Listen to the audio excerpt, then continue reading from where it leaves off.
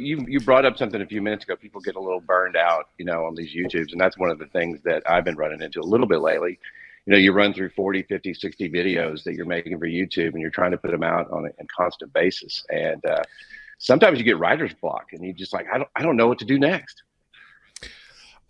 I kind of get that. So I get a mix of things, and that's obviously it's one of the things I want to talk to you about, because you're in the same sort of niche as me, and I find one of the more difficult videos for me to do is actually the cooking videos, the sauce videos, because those are the ones I'm most passionate about, and I want to get them perfect. And whenever you have that word perfect come along in your brain when you're doing videos, that's not a good thing, because it can never be perfect, but you're always trying to. And what I find, it's not, for me, it's not writer's block. It's literally, it's just getting that motivation, knowing that I've got 5-6 hours of filming. I've got probably 10 to 20 hours of prep. Then I got the filming, then I got the editing. I got to think about how I'm going to process that all through, especially when you're doing fermented sauces. I always split it up. I do the initial part, setting up the fermentation, and then I come back to it 2-3 months later, and I will then process the sauce and then film that as well. So it's keeping track of That's why you got to take notes on everything, right? I've got so many notes. And by the way, when we make small mistakes in our videos, our subscribers are the first ones to point them out to us, which we appreciate very, very much. I'm like, how did I miss absolutely. that? So you look at a video 50,000 times and you're putting it together, and things just get passed over. It's a tough one. It's I've made quite a few mistakes on my videos, and yeah, you're right. You do get them pointed out to you very quickly, but you can't get it right every single time. It can be a bit tough, and it could be a spelling error on on something an ingredient you put up on the screen or something like that. Simple things like that, but oh man, then it just comes back to bite you, because the comments just go nuts with that. Forget all the rest of the video, but that 3 seconds that you messed up, that'll be the focus. That's the one that counts. So what got you started with YouTube?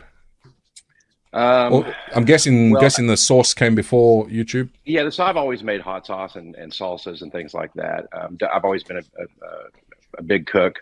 Back in a previous life, I worked in commercial kitchens and restaurants. That was a long time ago. But the sauce thing came. I hate to even say this. This is a little bit embarrassing. I kind of have a man crush on you, Shaun.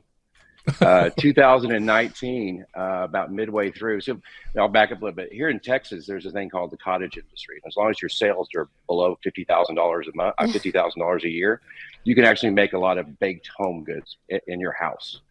One of the foods that was illegal, though, under the cottage industry was acidified foods. And the Texas legislature, in their ultimate wisdom, back in 2018, passed a bill that said you can now do acidified sauces or pickles or things like that and still be under the cottage industry, which means you don't have to have a huge commercial kitchen if your sales are less than $50,000 a year. And so when they passed that law, I went out and I'm like, wow, there's a lot of people going to get into this. So I researched and came up with a couple of different names. Finally lit on ATX Hot Sauce. ATX is Austin, Texas.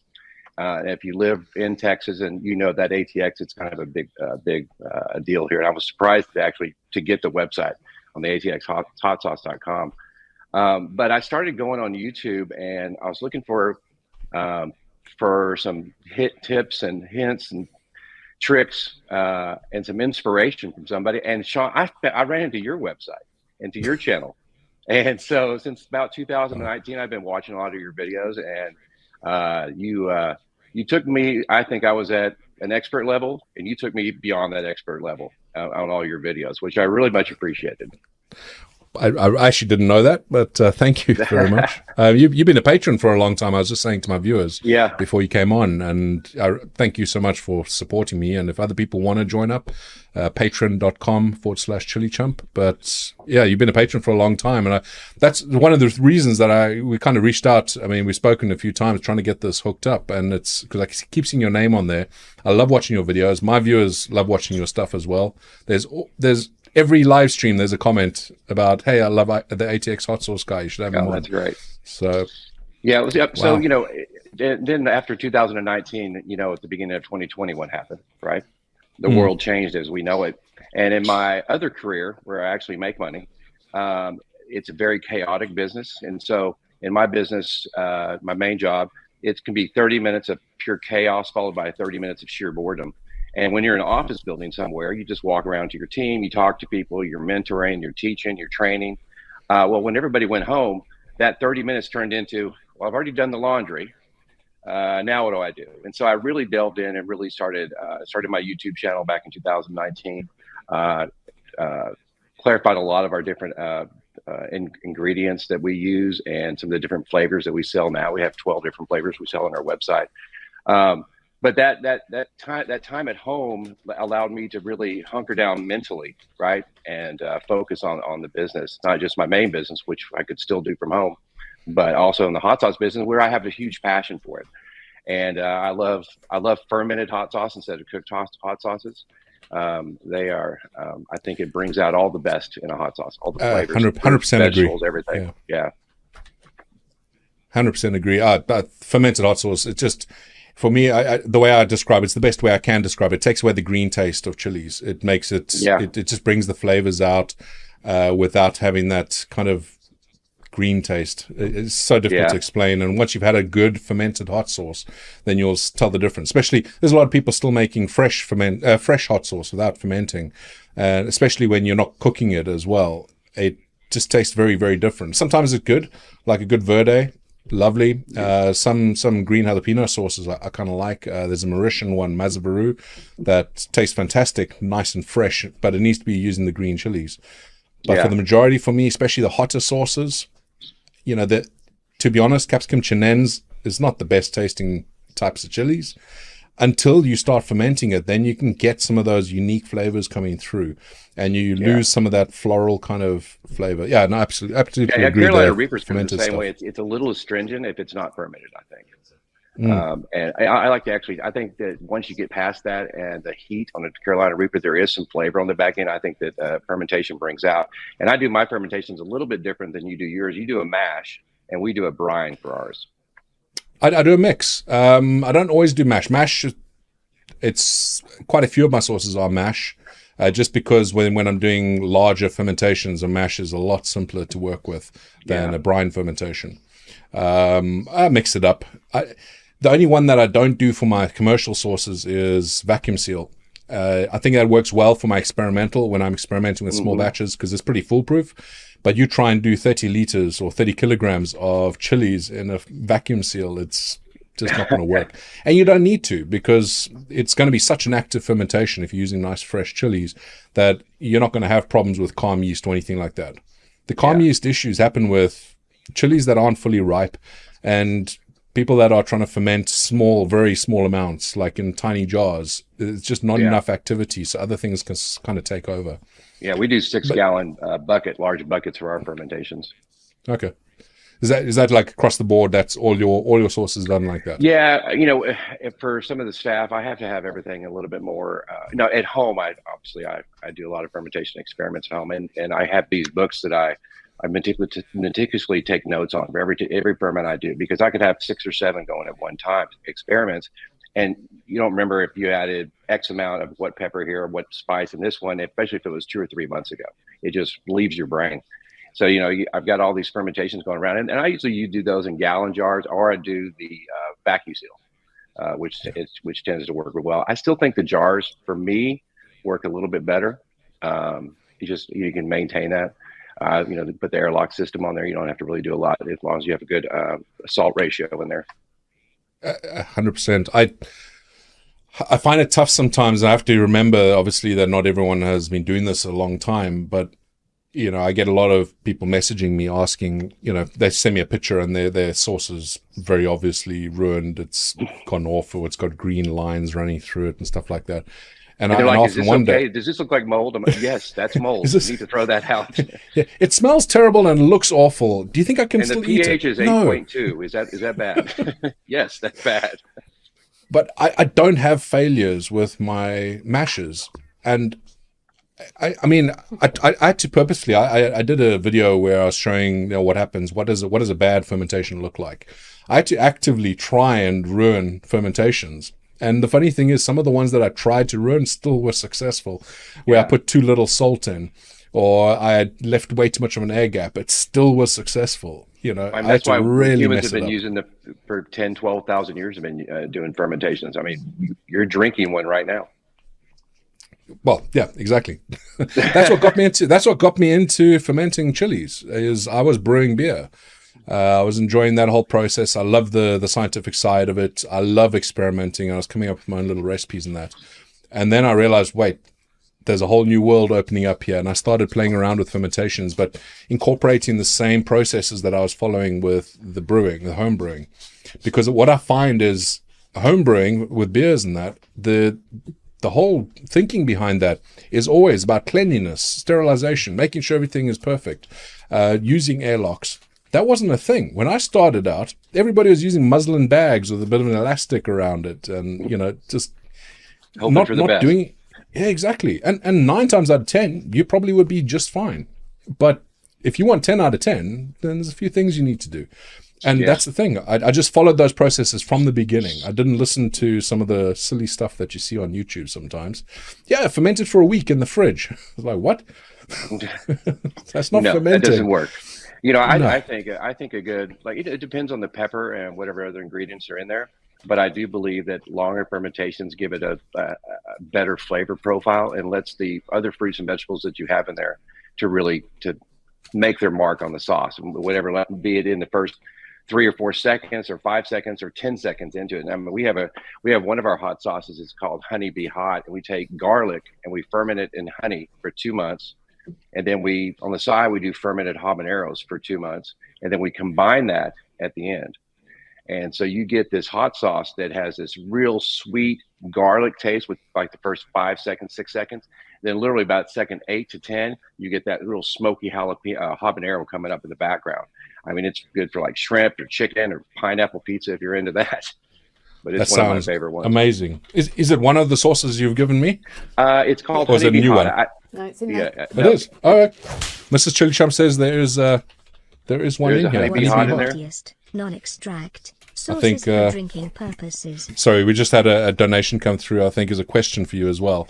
What's your hottest? Where is that question now? It's just disappeared. What's your hottest non-extract sauces for drinking purposes? For drinking purposes, I don't think for drinking. I'm guessing. So we don't put any extract in any of our stuff. We use fresh fruits and vegetables for start to finish. Probably the hottest one we have is the Fire in the Hole. It is amalgamation of different peppers, Carolina Reapers, Scotch bonnets, red Fresnos. It's pretty high on the heat level there. It's got some dried chipotle peppers that we also put in there. That looks like the Texas Reaper you have there in your hand. Yeah, is that hotter than the Texas Reaper? The Fire in the Hole is hotter than the Texas Reaper. Our Texas Reaper won second place last summer in the Fiery Foods competition in Dallas under the spicy category. It's not a blow your head off Carolina Reaper, which most people think it might be. Now, my taste buds may be a little jaded, as yours are too, I'm sure. But I have my moments still. And that blue habanero you have in your hand, basically that blue habanero, all it is blueberries, habaneros, and ancho chilies. So which one?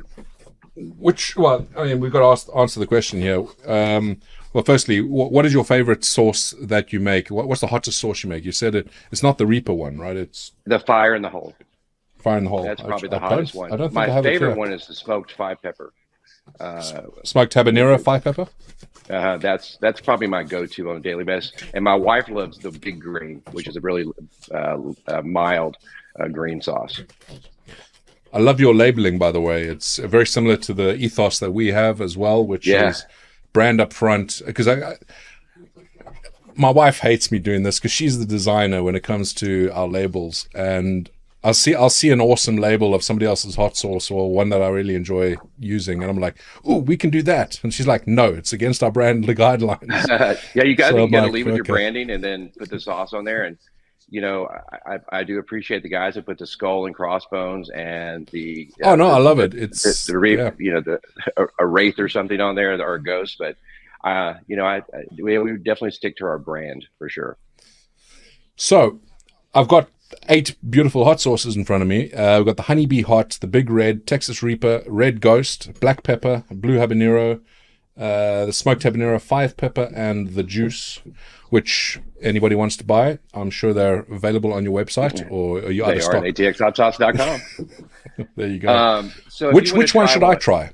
And which one should Mrs. ChilliChump try? Because she's not... I've got mine. Oh, she has. Which one? The Which big one red? do you have? Yes. Yeah, that's She said much mild. That's made with the red Fresnos. So I think Okay. it's very mild. So she could deal with very that. good sauce. Yeah, she could deal with that. Or the green if I sent you a green one too. I think we should start with the honeybee hot, Shaun. Okay. The honeybee hot. Take it. We'll have to give that a go. Yeah, so with the fermentation process, Texas A&M University is real close to Austin, and they did all of our testing for our shelf stability, which is 18 to 24 months. As you know, that they could probably go longer. You know, one of the big questions I do 12 months. I do 12 months, but you know that. I mean, I've got sauces in my fridge where I bought a microscope for this purpose. I keep checking them in 1 year increments. I've got 6-year-old sauces that are still perfectly fine, no activity. And if you long that pH, and now I do think I've had a 5-year-old ferment that I've had, which it got a little funky. It was still a real low pH, but it was a little funky. Yeah. I've had some as well like that, but I know the ones that are going to last. I know it depends. Again, it's the pH, the starting pH, because what you will notice if you test the pH will often rise again slowly. Not a lot, but if you're starting at, let's say, a 4.1, which I don't. I mean, most of mine are starting at about 3.6. But if you're starting at 4.1, which is still in the safe range according to the CDC and all the rest, the fact is it just needs to rise 1 or 2 base points, and you're getting very close to the dangerous. And also, it's allowing other pathogens. Between 3.2 and 3.6 when we're pasteurizing our sauce, we test it, and it's I've seen as low as 3, but I think that might have been an anomaly with our pH meter. And as, I don't know about you, but I go through many pH meters on a monthly basis. They tend to wear out very quickly. I am going to have to get another one for this season. I love my Apera. I have an Apera, which has it's been amazing. It's been the best one I've had. It's lasted 2 years, as long as you keep it stored away properly and calibrated and that. But I do want one that I can replace the head. I think that'll be the ideal situation. The thing is, to me, it's cheap in consideration of what I'm trying to achieve, right? I want safe sources. So it's cheap in the grand scheme of things, I think. So I'm going to do a quick sauce review here of your honeybee hot. Sure. And then I'm sure you've got a hotter one for me that I'm going to be trying. I'll say straight up, the first thing I smell here is garlic. Strong. Yeah. That is awesome. But it smells, it's weird. It's like your fresh garlic, like when you're if you're frying up some fresh garlic, like straight up in the when you're making a bolognese or something like that, and you're frying up some garlic with onions, it's that sort of strength. Yeah. But then and like in my family, garlic is an ingredient that goes in everything with our family. Same here. I love garlic. So I tend to go overboard with garlic sometimes. Okay, so this is the one it's honey. Yeah, it's the garlic fermented inside. So we use honey as the fermentation liquid, which is probably one of the original first fermenting solutions out there. Wow, that's awesome. It's that sweetness up front. You get that hit of garlic. The garlic is not as strong when you're actually tasting it. It's still there, but it's not as apparent as the smell is. Then the sweetness, and then the heat slowly rolls in. It's not like it kicks you, right? But it's all around the sides of the tongue. Yeah, for me, it's about 8 seconds to 9 seconds for that heat actually, because that way you can actually taste the rest of the stuff. Yeah, I'm gonna make her have the less heat one. That's a big first, and then she can try this one. Why is that hot? No, it's not hot, but it does build, and then you won't really be able to tell what sort of heat level that is. One of my most recent videos is I had 2 of my kids come into the house, my older kids, and we tasted all 12 of our flavors at one time. And let's just put it, the kids were struggling towards the end. As you know, when you taste hot sauce, it builds and builds and builds. So you can actually have a mild one at the end, and it just brings everything out. But that heat's still there. It's still the same. It's not building, but it's staying. It's actually quite weird, but it's staying at that same level just it's maintaining. It's not going away quickly like with peri peris, my favorite chili. Those they hit you quick, and then they slowly, they'll fade away. And this isn't doing that. It's maintaining the heat very nicely. So, Mrs. ChilliChump's going to give hers a try. Smells lovely. Yep. Let me have a Yeah, we use red beets for color on that one. Work out what I can smell. And a little bit of sweetness with the beets. And we use Fresno peppers. Beetroot, which is nice to see in there. Is there tomato in this? No tomato. No tomato. Yep. Well, Mrs. ChilliChump's going to give it a try. I'm a little bit behind on the audio, so that's fine. And forgive me because ChilliChump is a lot better at describing the flavours than I am. This is still hot. That's nice. That's a nice heat. Is that a good heat? Yeah, I can see why that one is quite nice on pizza. Is that one? You can give that. I don't know why I'm smelling. No tomato. We don't have any tomato. We have a hatch chili that we put out about once a year when we can get hatch chilies. It was the honey, and that one has tomatoes in the fermentation. But other than none of our other ones do. I am growing a ton of tomatoes this year that I've got an idea for a sauce, but more not really a hot sauce. This is going to be a hot ketchup type thing, like you might have seen on my channel. Yeah. Some ideas I have there for a fermented ketchup. You might need some water after that. You want to give that a try? Go. Now that you've still got that all garlic thing going on, Shaun, did I send you one of the black peppers? I haven't got that. That's been one of my best sellers, the black garlic. Is that what you mean? No, so we do wine onions, tons of garlic, that just hits the back habaneros, and black peppercorns. There's one with black peppercorns. Black pepper. This. Yeah, that's like if you don't need to try that one out, but if you do have a hamburger or any kind of meat over the next couple of days, put that on there. It's really good. Yeah, I'm sorry. How's the heat? It's okay. There's no heat whatsoever when you compare it. I'm sure there's not heat that's a big red. We have our heatometer on the side there next to our spokesman. That's Arnie the armadillo, which is our little mascot. He has his own X channel too. So in Austin, Texas, the armadillo has been a big symbol for Austin, Texas for many, many, many years, just because we have so many around. They're if you're going to you see them a lot on the sides of roads, unfortunately. It's like kind of like the badger in the UK. I don't think I've ever seen a live badger. They're always dead on the side of the road. Yeah. And armadillos, what happens when you drive over one, their safety mechanism is to jump straight up in the air. Which is, if you're under a car going 50 miles an hour, that's probably not a good idea. No, that's not ideal. So I'm going to give you a question here. Another question has come through from David F. He's asked for both of us, but I'm going to start opening. I'm guessing Texas Reaper is the hottest one you have here? It might be, yeah. Yeah, try it out. So David F. asks, if I want to use lemon juice instead of vinegar in my sauces, and given that the pH is under 4, will my sauce be shelf stable, and how long will it last? Thanks.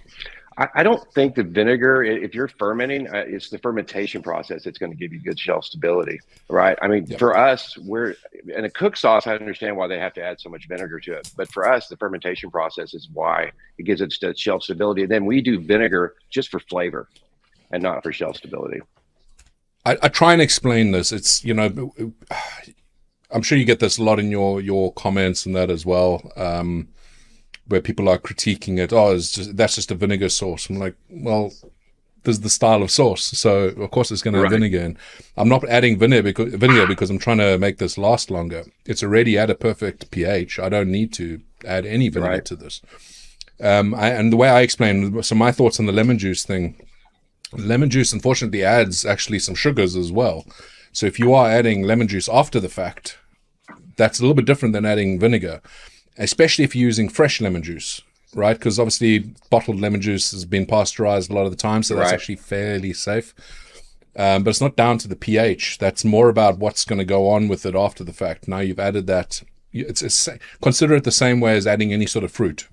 how would you process that sauce? You're probably going to have to heat process it, which I don't like doing, which is why I kind of avoid fruits in quite a few of my sauces unless I'm going to ferment it through with fruits. I did see another question. Was there another one? Yeah, and the last thing you want is for that pasture is for the fermentation to restart on a bottle of hot sauce that you have in a cabinet, because that can be a problem. I've had it happen a few times. I'm sure you have too. Yeah, that's problematic, especially if you have the dripper insert and you've shaken it up, opened it up, and then you've just got a fountain. Yeah. And the fountain of hot sauce is not a lot of fun. One of the first batches I ever did, I gave a friend of mine a bottle of it, and it blew up in his pantry. Wow. He was not happy with me. That takes some work to clean. Yes, it does. So with I don't know what you guys use to bottle. Are you bottling your own sauces? You're making them, bottling them yourselves, or using the co-packer? Start to finish. Yep, start to finish. So we have a bottling machine, but it's a hand bottling machine. So we just do each bottle individually. Okay. It takes a while, but I've got the guys they like doing it. And then you can just I've thought about doing go into a place that can can it for me. I don't know. I like control, and you lose control with that. Yeah, that's the way I see it. So there's a couple of things. Going to a co-packer, firstly, is going to kill your profits. So you're going to have to increase the price of your sauces, or accept that you're going to be making a quarter of what you were before, right? And as it is, this isn't a money spinner. It's not like we're making tons of money selling hot sauce. For us, the reason I've automated a lot of what I do in terms of bottling, because I have 2 bottling machines now that are running off a compressor, and it does speed it up quite a bit compared to the hand one. The reason for that is so that I could bring the prices down. It's not because I'm cranking out 10,000 bottles a day. That's not my objective here. I want to keep it in-house, and that means investing in a couple of those things. Going to a co-packer, you lose control of the ingredients. A lot of the time, the co-packers will change ingredients. If they're running out of one, they'll put something else. Or if you're giving them your whole sauce, that's a different story. If you're giving them a barrel of your sauce. But a lot of the time that they're doing some stuff to the recipe, and I don't quite like that. I want to be in control of it. I think it adds something knowing that you've been involved in every one of your bottles. It's the same thing I want from my stuff. If people buying my sauce or my seeds or whatever, they know that that's been processed, grown. It's been it's your baby. Labeled you're by me. You're tasting mine today, and I'm nervous every time because that's like my baby when you're opening it up. And I go, what if that batch didn't come out? I know I taste them all, but it's the balance has been great so far. The balance. I didn't mention that the first sauce that I had there. Which one was that? The big red? No, not the big red. The honeybee. Honeybee Hot, the balance perfect. The heat, the sweetness, the salt is absolutely perfect. There's nothing dominating, which is fantastic. So now I'm going to try the Texas Reaper. That is using Carolina Reaper as the main ingredient, absolutely. And we get our Carolina Reapers from a local farm here in Austin, outside of Austin, in Wimberley, Texas, Hill Country Hot Peppers. The guys are absolutely phenomenal out there. They have maybe an acre or 2 that they do, and limited supplies. And that's one of the things I like about the fermentation process too, making hot sauce, is that I can make hot sauce year round, because one of these fermentations, they'll go for 3 or 4 or 5 months, and then I can make the sauce after that. And there's a very small window to get Carolina Reapers for us here in the States, unless you want to buy the pre-done mashes and stuff, which I don't like to do. No, I've tried them, I've tested them, because people keep asking me about it. It's. I'd rather you don't know what's in there. Season and wait for the fresh stuff to come. Exactly. So we're going to give this a try. So you don't grow your own chilies then? I do not. I have tried to do that, and I've watched all of your videos on how to do that. And I just, especially in a container, I can't grow anything in a container. I have some raised beds in my backyard. But you're in Texas. You don't need containers. You can just put them outside. Yeah, and that's they'll just true. grow. My raised beds, everything does really well in the raised beds, right? And we actually had a really mild winter this year, which was really nice. But we have a short window for peppers, even in tomatoes here. Once it hits mid-June to July, it's 100 degrees every day. I guess you got the opposite problem we do. We're trying to get that heat, whereas you're trying to avoid it. I think when for us, the biggest challenge is the cold, the freezing. That's why I have heating inside my greenhouses, just to maintain above freezing. But yeah, in summer, man, if it hits 120 Fahrenheit inside my polytunnel or my greenhouse, I'm happy as hell. My plants might droop a little bit, but it does fantastic things for the root system. We talked about this the other day, but it cools down there. Like for us, it may cool down to 85 degrees at night, and you just don't get good flower set. No, that's your biggest issue, is maintaining that the humidity level and also the coolness. They just will not set fruit when it goes over certain temperatures. So typically when it gets above the 100 degrees Fahrenheit on average, for us, my plants have set fruit. So it's not an issue. Yeah. But yeah, I'm going to give this a try. Okay. The smells, you can definitely smell the capsicum chinense, and I can smell the Reaper in there. So it's going to be a hot one, I'm guessing. The texture is amazing, by the way. Thanks.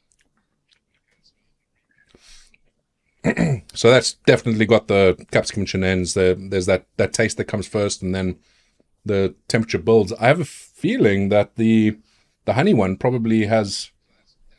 Oh no, the heat's building. The honey one had a more consistent heat level for about 5 minutes. It was maintaining that. This is building a little bit, but I'd say it's not too far off the honey one. Yeah, and none of our hot sauces are made to be, mouth busters, right? I love the 1% of us out there who like the hot stuff, but I'd rather sell to the other 99 too.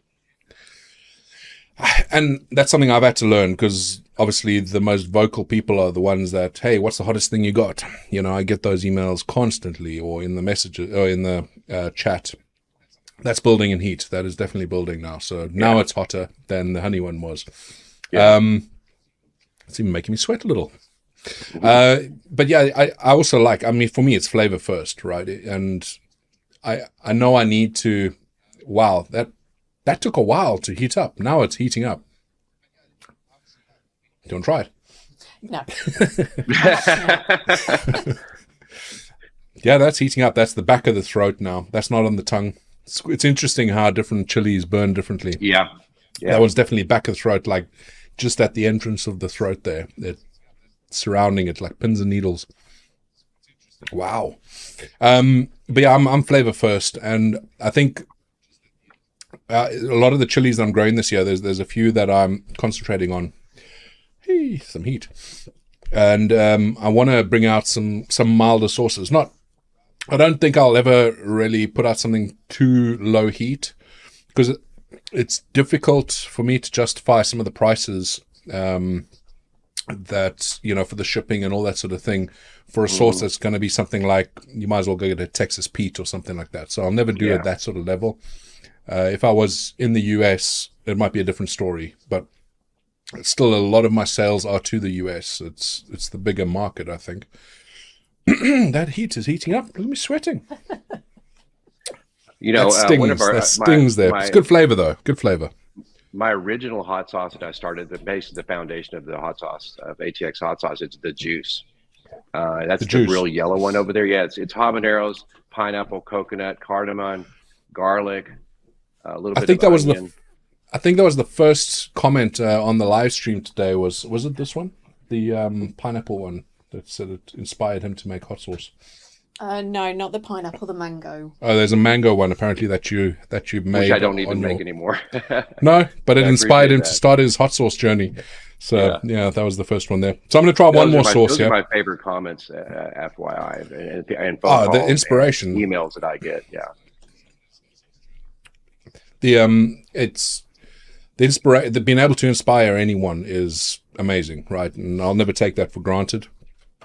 Well, like I said earlier, you inspired me on this journey, so I appreciate you. I know, and I feel very embarrassed by that, but I'm very thankful as well. So I'm going to try this one. I'm going to see, I've got some other comments here. Mrs. ChilliChump. She's busy chatting in the chat. Any other questions for John himself? Yeah, there's a few there I've highlighted. Okay. That's a good one, actually, because you actually spoke to me about this, John, about the eclipse. Liz Oppenhaus asks, are you making an eclipse-related sauce? No. Just black. Make it a black You sauce. just make it a black. We use some black garlic or something like that. No. In fact, there's supposed to be an influx of people into Texas this week because of the eclipse, which is tomorrow. In fact, over my house, we're going to have 2.5 minutes of totality. Then if you go a little bit further west of town, it's like 4.5 minutes. It's kind of crazy.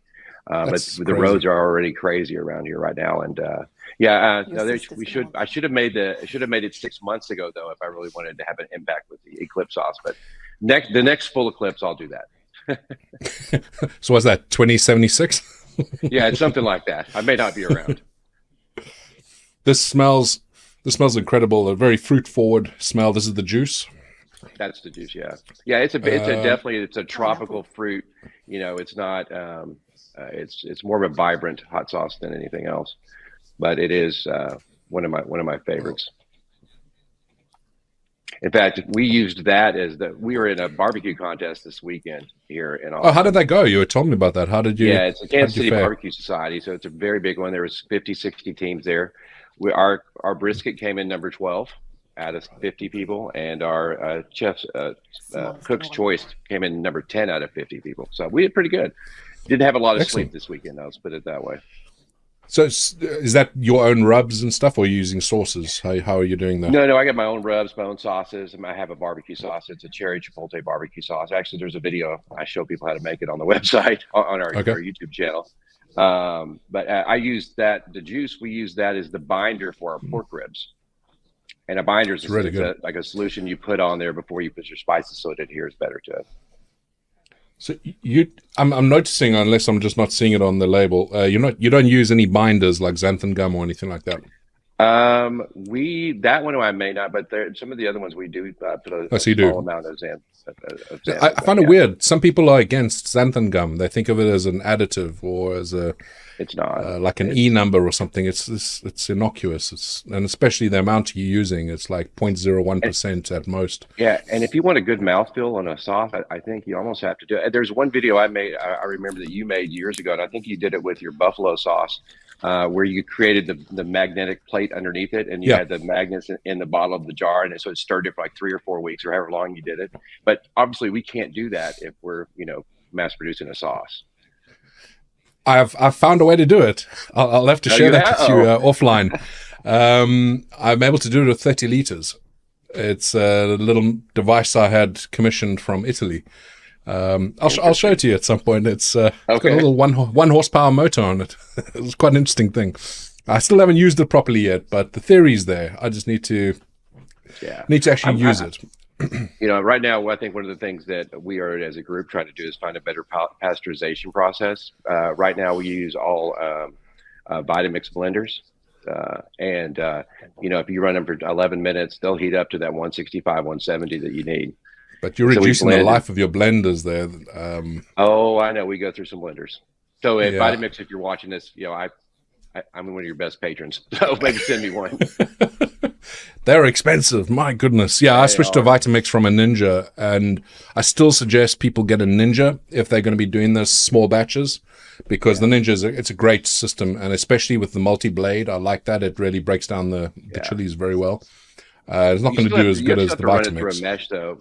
Every time I've used a Vitamix, you still have to run through the mesh. And with the Vitamix, the Ninja you do, but with the Vitamix, it'll pulverize everything in that pasteurization process. 100%. But it's also, you could buy 4 Ninja blenders with all the attachments for the price of one.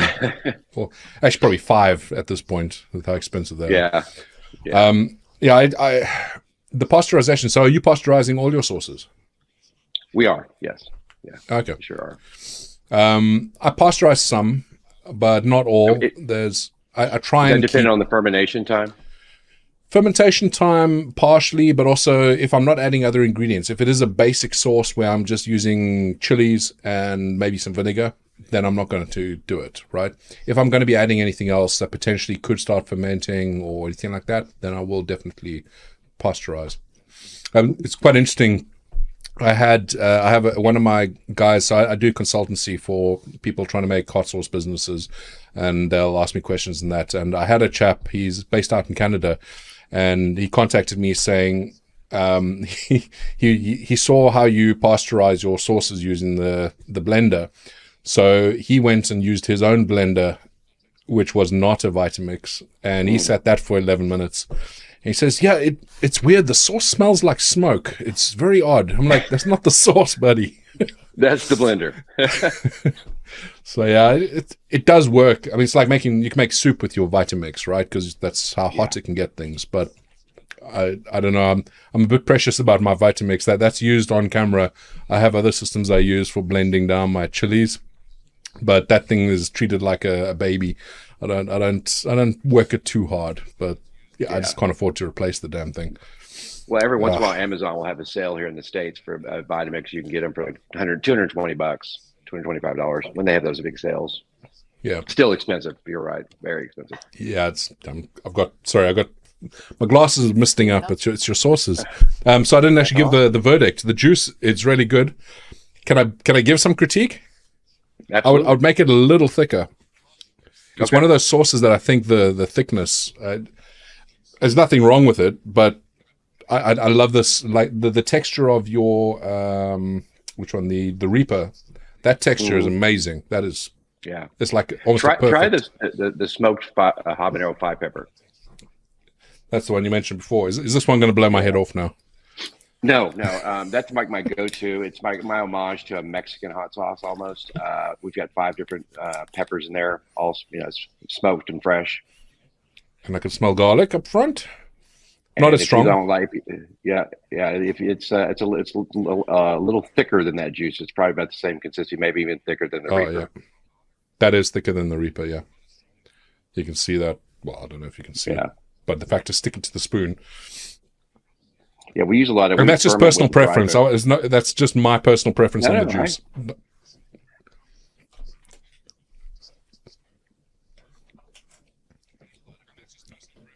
Oh, that is good, and I like that you didn't overdo the smokiness.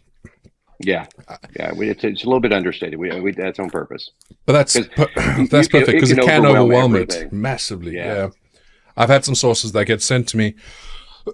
You must get that as well. People sending you sauces to try. It's always a scary thing. There's a big hot sauce festival thrown by the here every year, and we've won about 8 or 9 awards over the last couple of years. But I always have people from the YouTube channel. They'll bring me a bottle of sauce with their handwritten, name on the side of it. And I usually talk to the person a few minutes before I actually try it. I want to make sure, what was your process to do this? Some people get offended because that's what I do as well. I've been sick by a sauce that's been sent in by a viewer when I was much smaller channel, and it just wasn't done properly. I should have trusted my gut and not had it, but I tried it and it gave me some problems. But since then, I'll always ask, just tell me your process. I'm not looking for your recipe because that's what they think. I'm trying to steal their recipe or something. I don't care. That's not what I'm trying to do. I want to make sure I'm going to be safe. Yeah. Especially if you're not a commercial source. My recipes are on YouTube, for everybody to see. Exactly. You know my entire process. You know how I do this. You can have faith in that. John, I'm going to have to. I just realized we've been talking for ages, and I've been keeping you for way too long. And I've got a competition I need to do a draw for, but I could talk to you for ages. I'm sure we can do it another time if we can organize. I know you have a busy schedule as well, but I'm sure it'd be great. Maybe the end of the season, we could talk about some new sauces or recipes that you've come up with, and we'll have another chat. I'm sure my viewers would love to see. It's been a joy today, Shaun. Thank you, and thank you, Miss ChilliChump. Thanks for all your subscribers out there for chiming in with some good questions. And excellent. Go check out ATX Hot Sauce. We need to get your subscribers up. I was quite surprised that your subscribers were where they were. I'm sure you're going to get a boost. You just need that one video to pop off, and you'll get those viewers coming in. But everyone, go check him out. He's really awesome, and some great videos. Especially if you're missing out on mine, because I haven't put out a sauce video for ages. I know. So go check him out. He's got tons. All right. Thanks, guys. Thanks again, Shaun. Thanks very much. And thanks for the sauces as well, John. Yeah, no worries.